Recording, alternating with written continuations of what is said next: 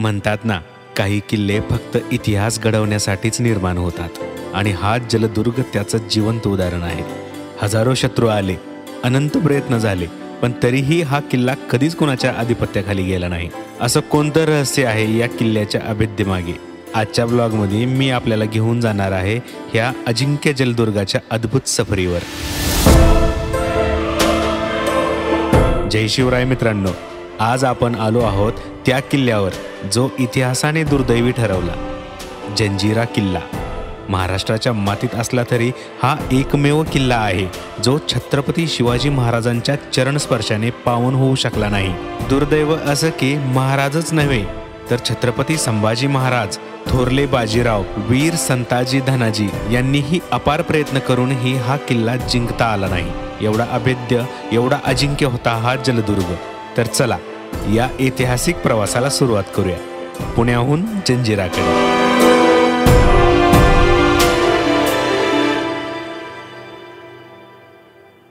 जाओगे दूसरी गांव में और वो बोट वाला आप लोग को डिटेल लेके नहीं आएगा, तो बैठने से पहले डिग्गी मारिया बोल के बैठना. दीदी उठ भी रहा है.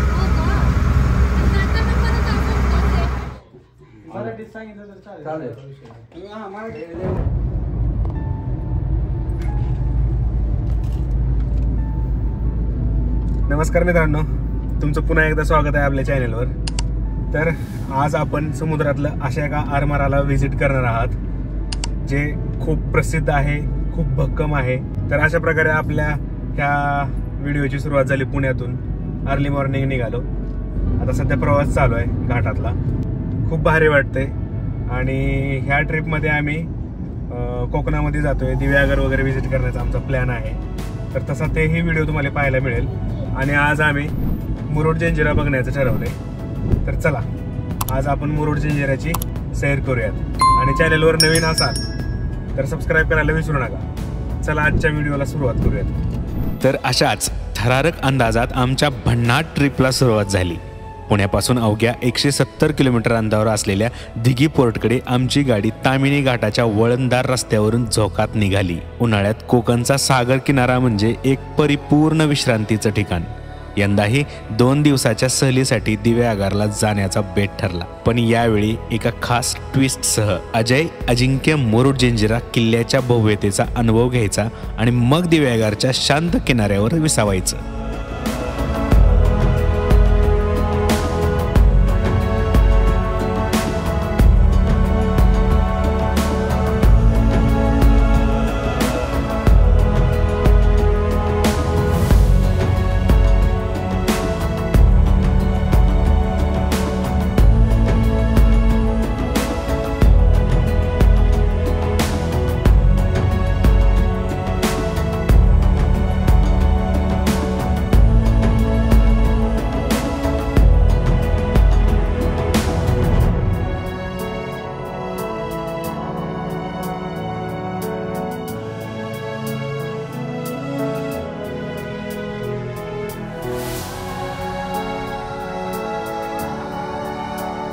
आमचा प्रवास आता दिघीच्या अगदी उंबरठ्यावर येऊन ठेपला होता. काही क्षणातच आम्ही दिघी बंदराच्या साक्षीने समुद्राच्या लाटांना जवळून अनुभवणार होतो. कोकणच्या निसर्गरम्य रस्त्यावरून प्रवास करणं म्हणजे जणू हिरव्या पर्वतांनी आणि मंद समुद्र वाऱ्याने केलेलं स्वागतच. मात्र या प्रवासात एक छोटासा सरप्राईज ट्विस्ट झाला. रस्ता चुकलो आणि चुकून थोडा वेळ मुंबई गोवा एक्सप्रेस वेवर धावण्याचा योग आला. त्या वेगवान महामार्गावर गाडी झेपावली तेव्हा आमचा प्रवास अजूनच थरारक वाटू लागला. आता काही क्षणातच दिघे बंदराच्या ओढीने आमची गाडी समुद्राच्या दिशेने झेपावली होती.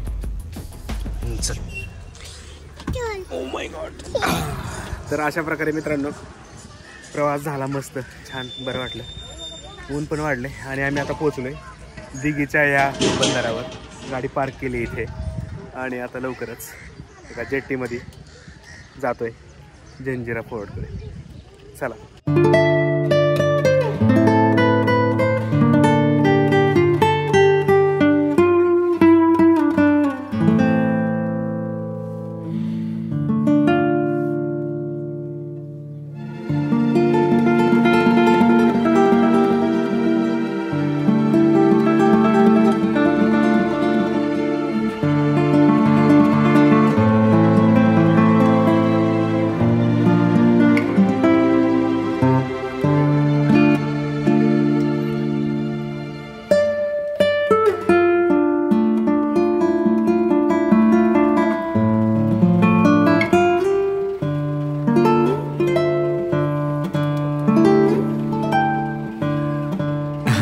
अखेर पायलटने आमच्या बोटीच्या इंजिनाला स्टार्टर दिला आणि बंदर सोडताच आमची बोट समुद्राच्या विशाल मिठीत शिरू लागली. त्याआधी सुरक्षिततेच्या नियमानुसार आम्ही सगळ्यांनी लाईफ जॅकेट परिधान केली. आमच्या 2 चिमुकल्यांनीही उत्साहाने ती घातली. त्यांचा क्यूट अंदाज पाहून हसू अनावर होत होतं. त्यांच्या डोळ्यातही मुरुड जंजिऱ्याच्या स्वप्नांची झलक दिसू लागली होती. दरम्यान आमची बोट समुद्राच्या निळ्या शार लाटांवर झुलत खेळत जणू उड्या मारत जंजिरा किल्ल्याच्या दिशेने वेगाने पुढे सरकत होती. प्रत्येक लाट आम्हाला अजून जवळ नेत होती आणि आमच्या मनातला रोमांच अजूनच वाढवत होती.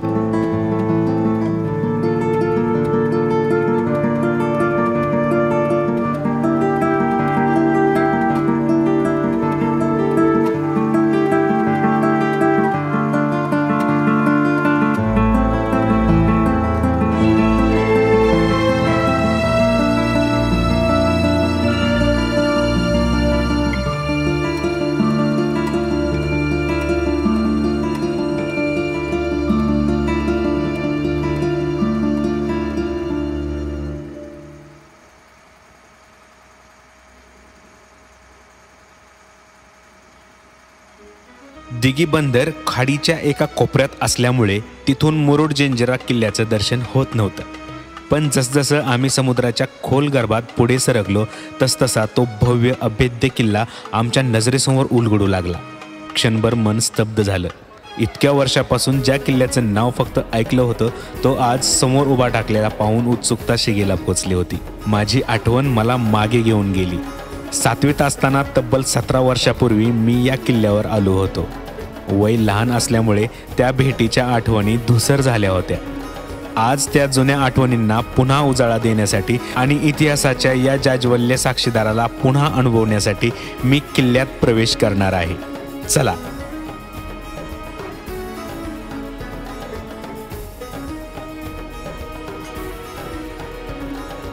जर तुम्ही राजापुरी गावातून मुरुड जंजिरा पाहायला आलात तर लहानशा होडीने थेट किल्ल्यापर्यंत पोहोचता येतं. पण जर तुम्ही दिघी बंदरातून आलात तर मोठ्या बोटीतून प्रवास करावा लागतो. मोठी बोट थेट किल्ल्याजवळ जाऊ शकत नाही कारण समुद्राचं लाटांवर उधाण असतं आणि पाणीही तितकंसं खोल नाही.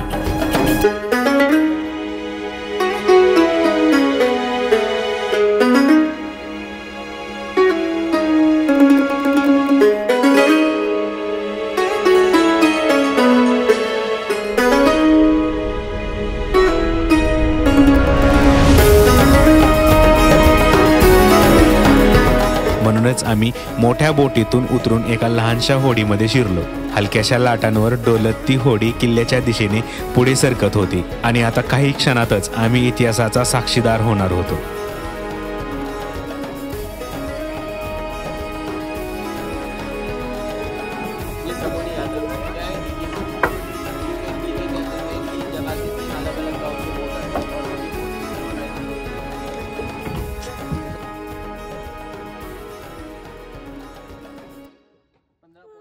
महाराज ने बांधा हुआ किला, ये दोनों किले की जानकारी आप लोगों को गाइड के जरिए मालूम पड़ेगी. अभी अंदर में कोई गाइड नहीं है. 4 साल हो गया अंदर में गाइड बंद है. कोरोना के बाद से अंदर में गाइड बंद है. हम लोग क्या करते हैं वही मालूमात, रास्ते की मालूमात यहाँ पे देते. इतने दूर से लोग आते हैं ना, और कौन सी बोट में आके रिटर्न बैठना है. तो क्या होता है, हम लोग जब अंदर में गाइड होता था उसका चार्जेस होता था. जैसा एक ग्रुप होता था उससे 2000-2500 का चार्जेस करते थे. लेकिन अभी आप लोग से इतना नहीं होगा क्योंकि अंदर में हम लोग आपके के साथ में नहीं आएंगे. मैं यहाँ पे मालूमात दूंगा. अपने ग्रुप से जो है 300-400 करके देना है.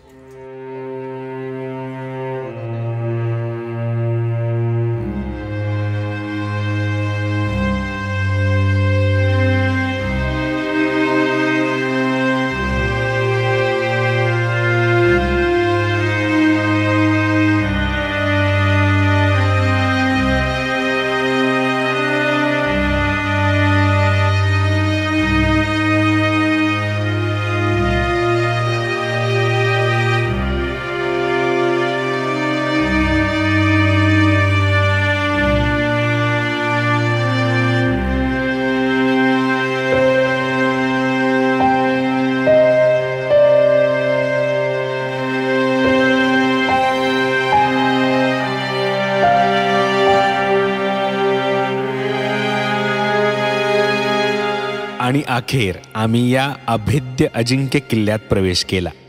गाईड काकांनी कथा सांगायला सुरुवात केली. जणू प्रत्येक दगड, प्रत्येक भिंत इतिहासाची हाक देत होती. आम्हीही उत्सुकतेने किल्ला पाहायला सुरुवात केली. उन्हाचा तडाखा होता, पण त्या ऐतिहासिक भिंतीच्या सावलीत गूढ गोष्टी ऐकण्याची मजा काही औरच होती.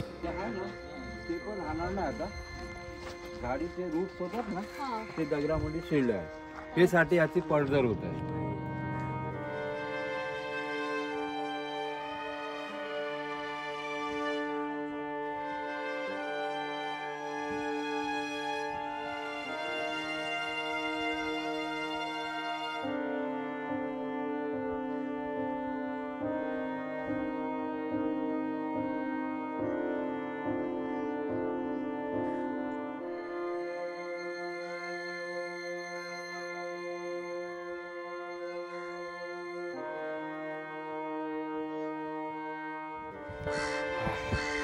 ऊन भयंकर आहे. तर अशा प्रकारे मुरुड जंजिरा ह्या किल्ल्यामध्ये एंट्री केली. सोबतच गाईड पण होते, ते माहिती सांगतच होते. किल्ला खूप भारी आहे. अजिंक्य असा हा जलदुर्ग, अजिंक्य असा जलदुर्ग हा जंजिरा या नावाने प्रसिद्ध आहे.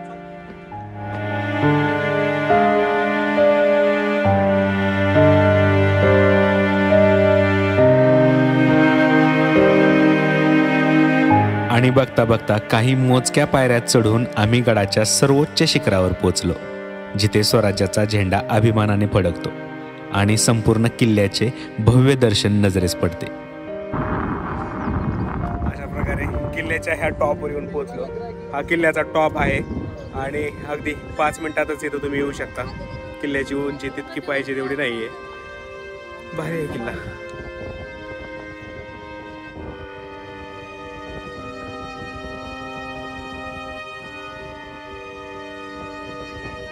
इकडून किल्ल्याचा प्रत्येक कोपरा स्पष्ट दिसत होता, इतिहासाचा साक्षीदार.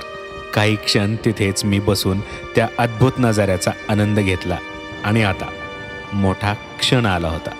फिनिक्सला बाहेर काढण्याची वेळ झाली होती.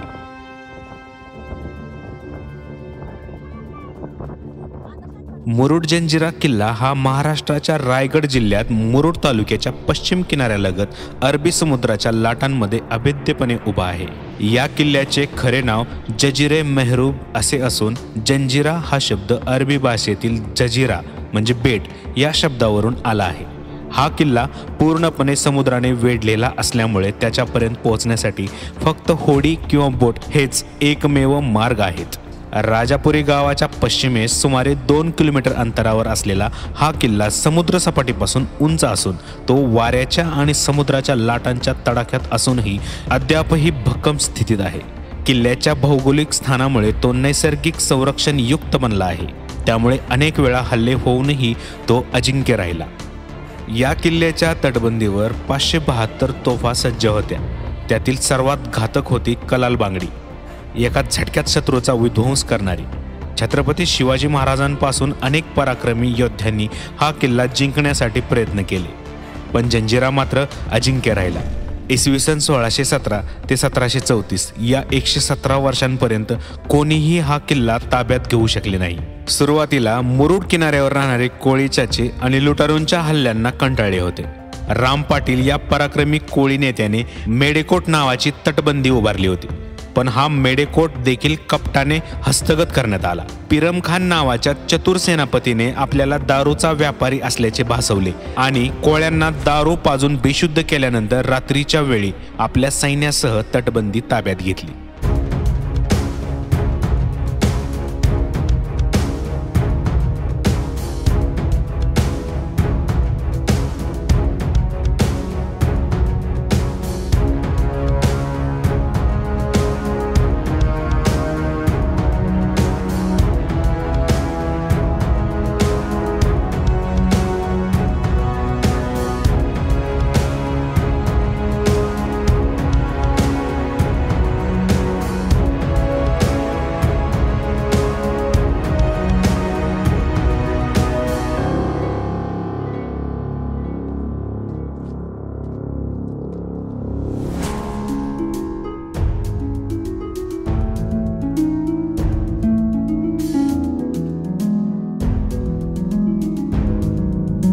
हे आहे दारुगोळा साठवण्याचं एक खास ठिकाण, थंडगार आणि अभेद्य. या महत्त्वाच्या जागेच्या सुरक्षेसाठी नेहमीच सैनिक तैनात असायचे.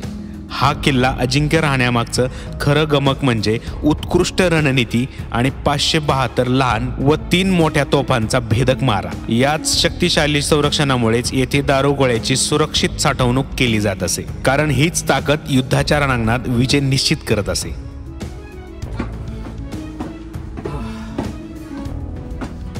तर अशा प्रकारे मित्रांनो आता मी आलोय किल्ल्याच्या त्या तटबंदीवर, जिथे तोफा ठेवल्या होत्या, म्हणजे अजून पण आहेत अस्तित्वात.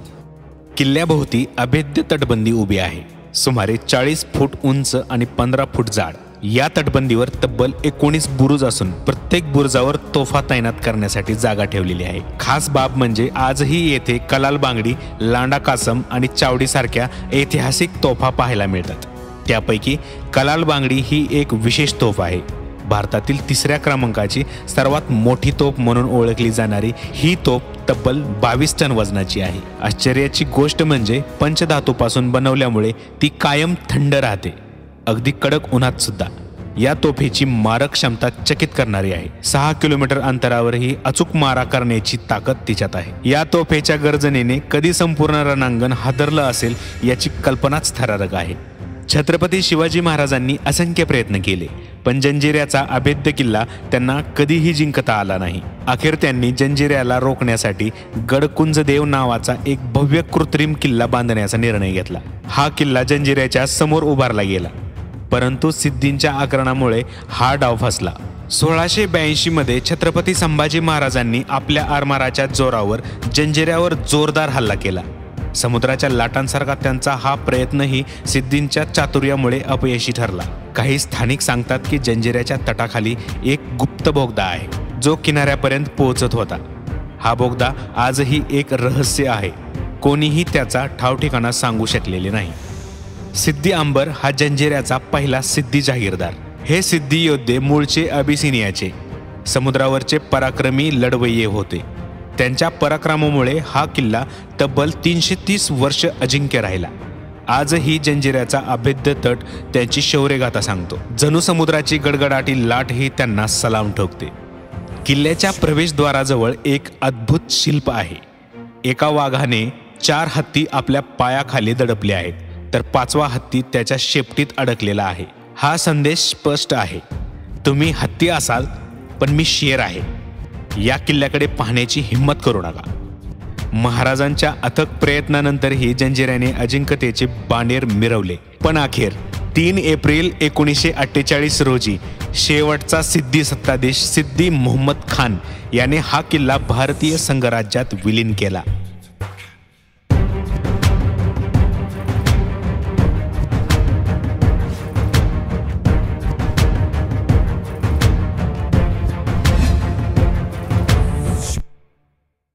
आजही जंजिऱ्यावर गेल्यावर इतिहासाच्या पाऊलखुणा आपल्याला मागं फिरू देत नाहीत. कडेकपारीवर उभे राहून जेव्हा तुम्ही त्या अफाट समुद्राकडे पाहता, तेव्हा पद्मदुर्ग, साम्राजगड, बुलंद बुरुज हे सारे जणू इतिहासाचा आवाज बनून तुमच्याशी बोलू लागतात. हा किल्ला फक्त दगडांचं बांधकाम नाही, तर हा इतिहास आहे, हा एक गूढ आहे आणि हा एक जिवंत पराक्रम आहे.